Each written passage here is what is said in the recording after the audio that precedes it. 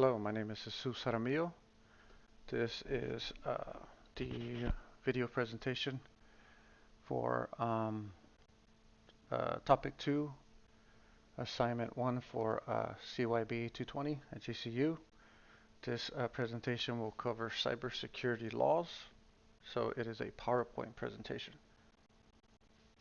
So, cybersecurity laws. Okay. So, what are cybersecurity laws?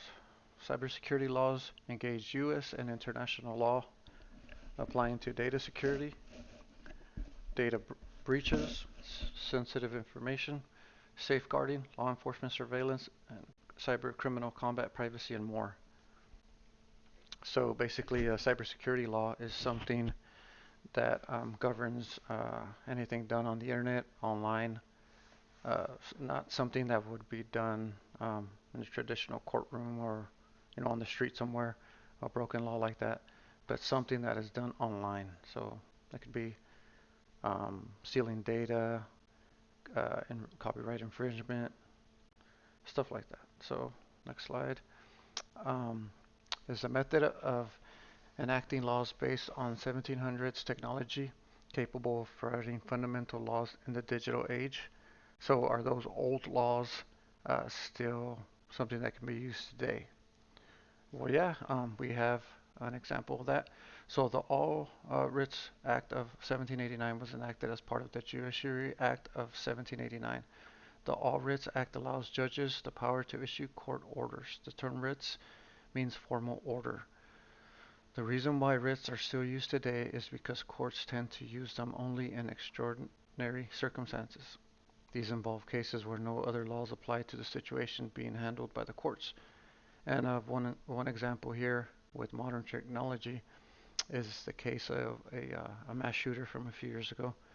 Um, the mass shooter was killed and his iPhone was on him, so law enforcement wanted to use that iPhone to gather evidence, information, but the iPhone was locked and they could not get past the iPhone's lock, so law enforcement and the government wanted Apple to create a back door to get into the phone, which of course Apple refused, and law enforcement used the Writs Act to build a case to be able to unlock that phone, since the Writs Act um, applies to extraordinary circumstances, which in that case was one of them with today's technology and the need to unlock that iPhone.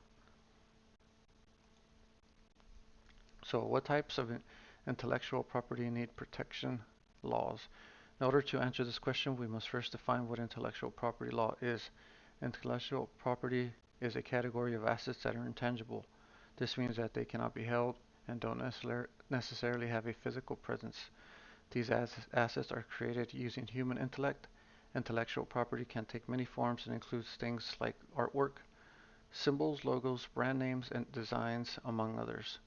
All these types of intellectual properties need to be protected because without protection, there would be no incentive for intellectual thought. Any intellectual property could be stolen and or unlawfully copied.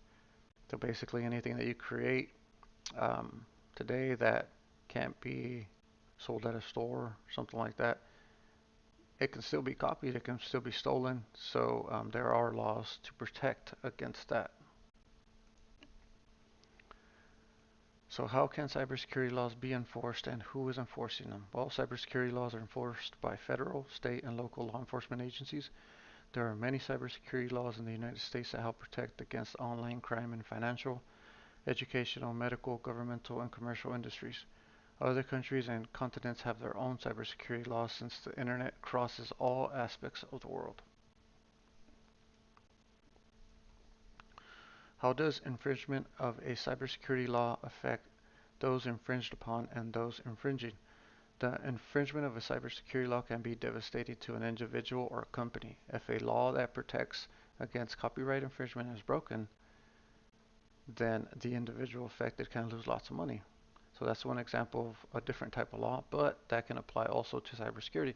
If a network that provides a vital service is hacked, then potentially many people can be affected.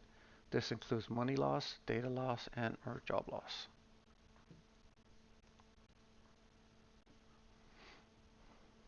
What was the court's rationale in Universal City Studios versus Corley? The case of the Universal City Studios versus Eric Corley involved the creation of unauthorized copies of DVDs and the hacking of the software that was used to protect those DVDs from being copied. The DVDs were copies of movies owned by Universal. Universal did have an encryption system in place called Content Scramble, or CSS for short. This allowed for DVDs to be viewed and not copied. The CSS software was eventually hacked by a group of people that included Eric Corley. The group created a software based on the CSS code. This software was called DCSS and was included in various Linux distros as a video player. Now the software wasn't intended to be used online by bad people to copy copyrighted DVDs. It was put into Linux to be used as a default video player. So obviously they got in trouble for copying CSS, but they did not sell that copy or make money off of it. They included it in Linux for free to be used as just a video player. So eventually a court ruled that the hacker group did not violate any law since DCSS was not created to pirate Universal's movies, nor did it copy the exact function of DSS. That's a good example there of technology and why there should be cybersecurity laws and why courts should be able to decide if a law was broken or not. In this case, it was not broken. And that is it for this presentation. A link to the video will be included in this last slide. Thank you.